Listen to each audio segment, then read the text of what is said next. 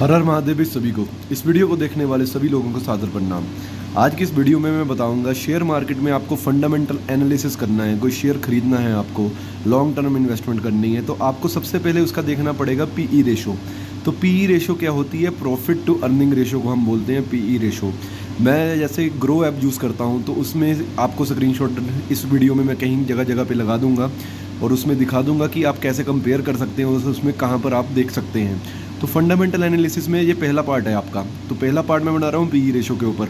और profit to earning ratio होती क्या है?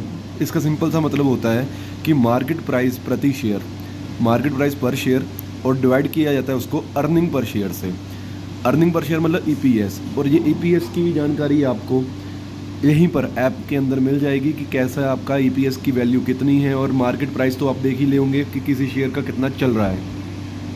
तो अब एग्जांपल ले लेता हूँ मैं, मान के चलिए किसी शेयर की कीमत वैसे है 1 रुपया, ठीक है भाई।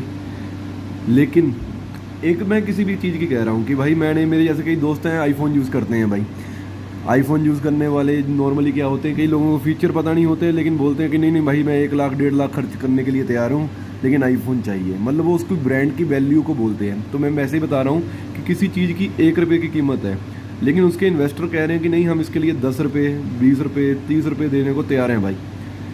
उसकी वैल्यू वैसे 1 रुपये की है लेकिन हमने हाइप बना बना के 10 20 या 30 रुपये कर दिया कि हमें उस पर विश्वास है, उस कंपनी पे विश्वास है, उस प्रोडक्ट पे विश्वास है कि आगे ये ग्रोथ करेगी कंपनी और हमारे शेयर की वैल्यू बढ़ेगी।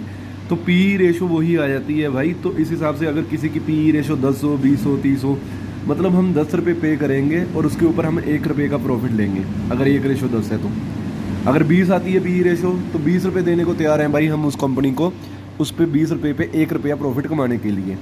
तो ये सरल भाषा में यही चीज़ होती है। अब एग्जांपल ले लेता हूँ, किसी शेयर की मैंने ली है, ईपीएस दिखा होगा अर्निंग पर शेयर। टीटीएम का मतलब होता है ट्रेलिंग 12 मंथ्स, यहाँ पर मैंने लिखा है।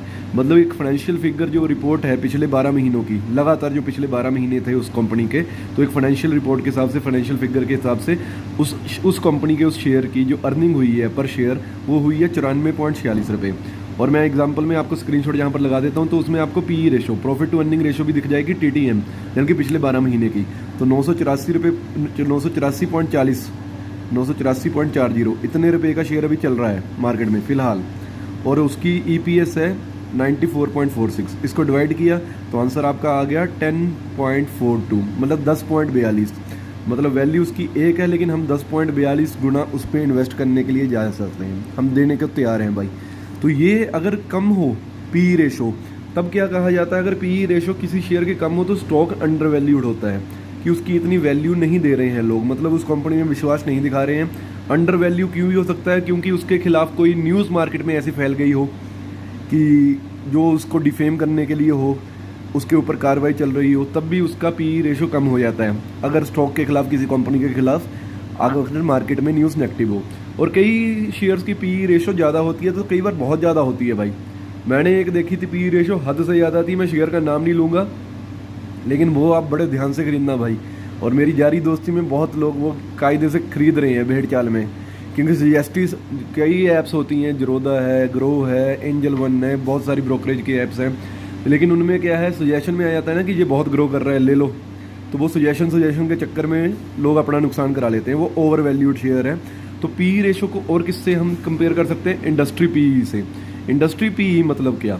इंडस्ट्री पीई भी आपको ग्रो ऐप में मैं स्क्रीनशॉट लगा रहा हूँ, उसमें दिख जाएगी आपको 24.71 है, उससे कम ही है तो ठीक है। इंडस्ट्री पीई किस, तो मान के चलिए मैंने ये पी रेशो दी हुई है 10.42 है टाटा मोटर्स की। टाटा मोटर क्या है? ऑटोमोबाइल की इंडस्ट्री है। तो जब भी कंपेयर करना है इंडस्ट्री पीई से तो ये ऑटोमोबाइल की इंडस्ट्री है, तो ऑटोमोबाइल की दूसरे जो इसके कॉम्पिटिटर्स हैं उन्हीं के साथ इसकी पीई कंपेयर करना भाई। ये नहीं है कि ऑटोमोबाइल इंडस्ट्री की किसी फूड इंडस्ट्री के साथ कंपेयर करो आप। अगर टाटा मोटर है तो उसके कंपटीशन में कौन कौन है? अशोक लेलैंड है, महिंद्रा एंड महिंद्रा है, उसके बाद में आपका मारुति सुजुकी है। तो उन सबकी इंडस्ट्री पीई एवरेज निकाली हुई है 24.71, तो उससे कम है ये। तो फिलहाल ठीक है ये, मतलब ये आप शेयर खरीद सकते हैं किसी भी कंपनी का या नहीं। सिर्फ एक आप पी रेशो के ऊपर निर्भर नहीं कर सकते भाई, इसके अलावा और बहुत सारे फंडामेंट्स होते हैं ये एक, लेकिन ये भी एक बेसिक चीज़ है जिसको आपको देखना चाहिए। इसके बाद में मैं आपको बताऊंगा शेयर होल्डिंग पैटर्न ग्राफ के बारे में बताऊंगा, और उसके बाद में डेप्ट कंपनी के ऊपर चेक करना होता है, वो सारी चीज़ें एक एक करके आपको पार्ट बाय पार्ट बताऊंगा भाई। तो इस वीडियो के लिए इतना ही। अंत में कहूँगा कि जय हिंद और जय भारत।